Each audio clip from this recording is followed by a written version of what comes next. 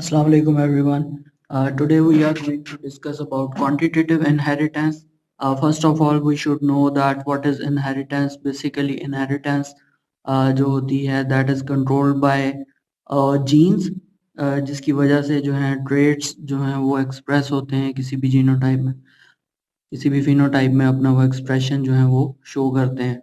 तो बहुत सारे ट्रेड्स ऐसे होते हैं जो मोनोजेनिक ट्रेड्स कहलाते हैं और बहुत सारे ऐसे होते हैं जो पॉलीजेनिक ट्रेड्स कहलाते हैं। इट मीन्स के जो सिंगल जीन से कंट्रोल होने वाले ट्रेड्स होंगे उनको आप क्वालिटेटिव ट्रेड्स बोलेंगे, और ऐसे ट्रेड्स जो ज़्यादा जीन से कंट्रोल होते हैं और सारे जीन्स अपना एक्सप्रेशन के अंदर जो है वो कंट्रीब्यूशन शो करते हैं या कंट्रीब्यूट करते हैं, तो ऐसे ट्रेड्स जो होते हैं वो क्वांटिटेटिव ट्रेड्स कहलाते हैं। तो इन ट्रेड्स की इनहेरिटेंस को क्वालिटेटिव इनहेरिटेंस और क्वांटिटेटिव इनहेरिटेंस जो है बोला जाता है। तो हम इसकी पहले जो है वो डेफिनेशन देख लेते हैं क्या है, और इसके बाद जो है हम इसके जेनेटिक प्रॉब्लम्स के क्वांटिटेटिव इनहेरिटेंस के अंदर जो है वो जेनेटिक प्रॉब्लम्स को किस तरह से कंट्रोल किया जा सकता है या किस तरह से उनको जो है डील किया जा सकता है, तो वो हम देखेंगे जेनेटिक प्रॉब्लम्स के अंदर। सो quantitative inheritance implies the inheritance of characters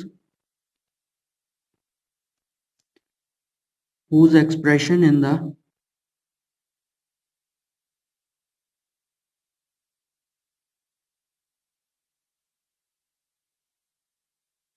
segregating generations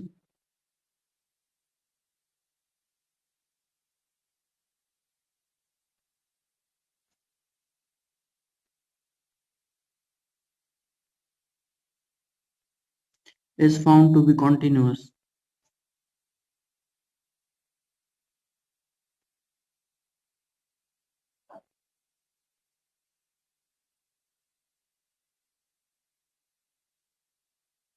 Without any breaks.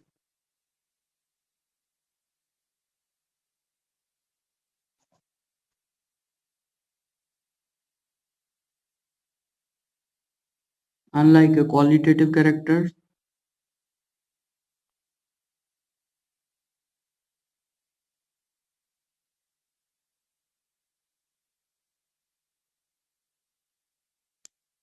characteristic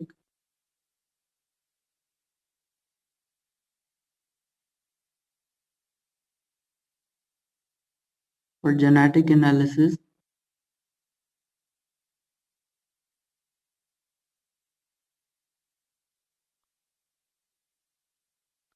such characters are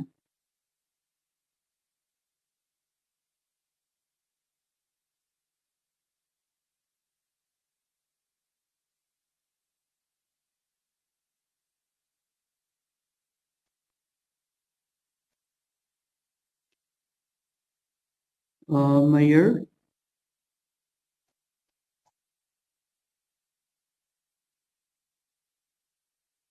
rather than counted, and they are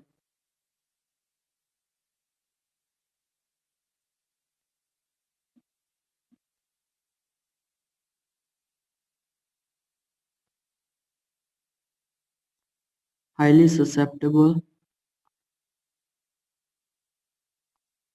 to environmental influences.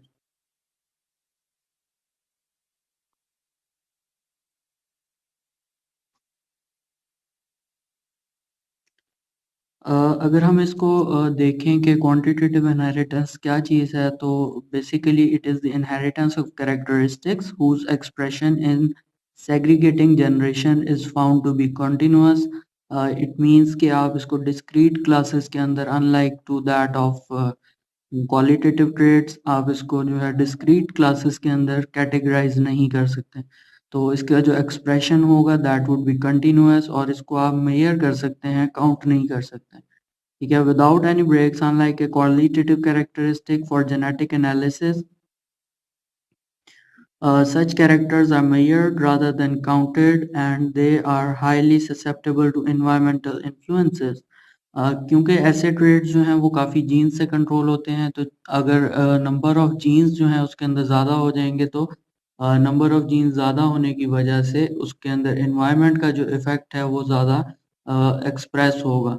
किसी भी फिनोटाइप के एक्सप्रेशन के लिए क्वांटिटेटिव ट्रेट्स के अंदर environment का इफ़ेक्ट ज़्यादा influence करता है compare to that of qualitative traits, because qualitative traits के अंदर जस्ट दो डिस्क्रीट क्लासेस बनती हैं। फॉर एग्जांपल अगर हम मेंडल के एक्सपेरिमेंट की बात करते हैं जो उसने पी प्लांट्स पर किए थे, तो उस उन एक्सपेरिमेंट्स के अकॉर्डिंगली उसके अंदर अगर लेट्स सपोज उसने एक प्लांट की हाइट ली थी, फॉर एग्जांपल एक टॉल प्लांट था वर्सेस डॉर्फ प्लांट, तो दो डिस्क्रीट क्लासेस थी, एक टॉल प्लांट था और दूसरा जो है वो डॉर्फ उसके मुकाबले पे प्रोड्यूस होता था, which was controlled by the recessive allele. इसी तरह अगर हम क्वांटिटेटिव ट्रेड की बात करते हैं तो क्वांटिटेटिव ट्रेड के अंदर डिस्क्रीट क्लासेस नहीं बनेंगी, बट एक कॉन्टिन्यूस एक्सप्रेशन आएगा जिसको आप मेजर कर सकते हैं। फॉर एग्जांपल अगर किसी प्लांट की यील्ड जो है वो रेंज करती है बिटवीन 5 to 10 पाउंड्स, तो आप उसकी जो है वो एक रेंज देख सकते हैं।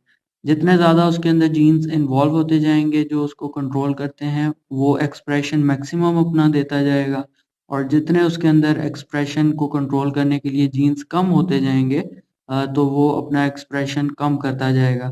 फॉर एग्जांपल अगर रिसेसिव एलील्स उसके अंदर बढ़ जाते हैं और डोमिनेंट एलील्स जो हैं वो कम हो जाते हैं, तो जो उसकी रेंज है वो नीचे की तरफ आने लग जाएगी।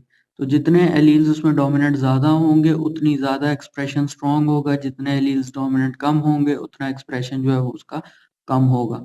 तो बेसिकली कंटिन्यूअस ट्रेट और कंटिन्यूअस एक्सप्रेशन और डिस्क्रीट क्लासेस में ये एक मेजर डिफरेंस है कि ये क्वालिटेटिव ट्रेट्स होते हैं जिसमें डिस्क्रीट क्लासेस प्रोड्यूस होती हैं, और दूसरे जो हैं वो क्वांटिटेटिव ट्रेड्स होते हैं जिसके अंदर कॉन्टिन्यूस रेंज जो है वो प्रोड्यूस होती है।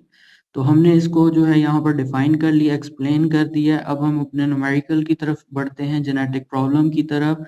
नोट है एक, assume that in man the difference in skin color between negro and white is due to two pairs of factors।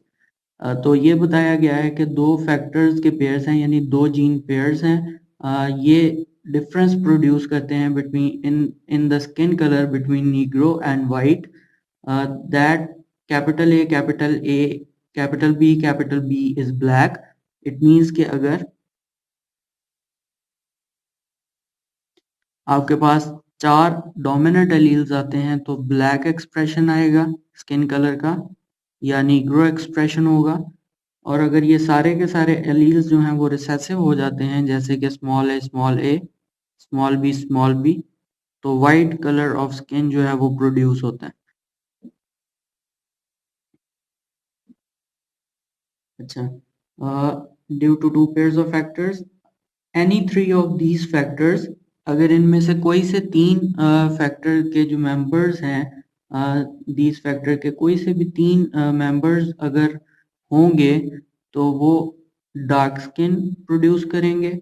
और अगर दो ऐसे फैक्टर के मेंबर्स आ जाते हैं तो वो मीडियम कलर देंगे, और अगर जस्ट वन आता है तो वो लाइट कलर का एक्सप्रेशन देगा। लेट्स सपोज हम इसके अंदर इसको लिख लेते हैं capital A capital B small b, अगर आ जाता है हमारे पास तो ये डार्क एक्सप्रेशन देगा क्योंकि ये कंटिन्यूस रेंज बन रही है। अगर दो आपके पास डोमिनेंट और दो रिसेसिव आ जाते हैं तो इसका एक्सप्रेशन मीडियम होगा। अगर आपके पास जस्ट एक डोमिनेंट और बाकी सारे रिसेसिव एलील्स जो हैं वो आ जाएं तो इसका एक्सप्रेशन लाइट होगा। यहाँ से हमें एक और इन्फॉर्मेशन भी मिलती है, वो इन्फॉर्मेशन ये है कि यहाँ पर कैपिटल ए और कैपिटल बी जो हमने लिखा है ये बेसिकली दो फैक्टर्स को जो है नॉमिनेट कर रहा है या डिनोट कर रहा है, तो इस वजह से हमने दो फैक्टर्स के लिए कैपिटल ए कैपिटल बी लिख दिया। तो इसकी जगह पे हम डोमिनेंट और रिसेसिव एलील्स भी लिख सकते हैं या डोमिनेंट और डोमिनेंट एलील्स भी लिख सकते हैं।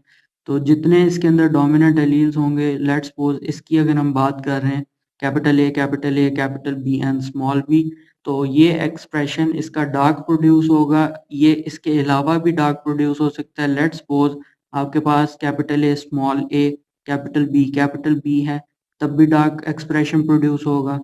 यहाँ पर आप देख लें मीडियम के अंदर आपके पास कैपिटल ए स्मॉल बी है, तो यहाँ पर अगर ये कैपिटल ए की बजाय स्मॉल ए और कैपिटल बी हो तो तब भी मीडियम एक्सप्रेशन ही शो होगा, या आपके पास एक कैपिटल ए हो और दूसरा कैपिटल बी हो, एक स्मॉल ए हो और एक स्मॉल बी हो, तब भी मीडियम एक्सप्रेशन जो है वो शो होगा। इसी तरह लास्ट वाले की हम बात कर लेते हैं। अगर ए की बजाय आपके पास बी डोमिनेंट फॉर्म में हो तो लाइट एक्सप्रेशन प्रोड्यूस होगा। तो इसके अंदर नंबर ऑफ डोमिनेंट एलील्स जितने बढ़ते जाएंगे उतना एक्सप्रेशन अपना मैक्सिमम स्ट्रेंथ की तरफ जाता जाएगा। तो जितने उसके अंदर डोमिनेंट एलील्स जो हैं वो कम होते जाएंगे, वो अपना एक्सप्रेशन वाइटनेस की तरफ लेता जाएगा। जिस तरह आप इसमें देख सकते हैं कि एक भी डोमिनेंट एलील जो है वो मौजूद नहीं है, लिहाजा ये वाइट एक्सप्रेशन अपना शो करता है। तो ये नोट था इन न्यूमेरिकल्स के हवाले से जो अभी हम दो करेंगे।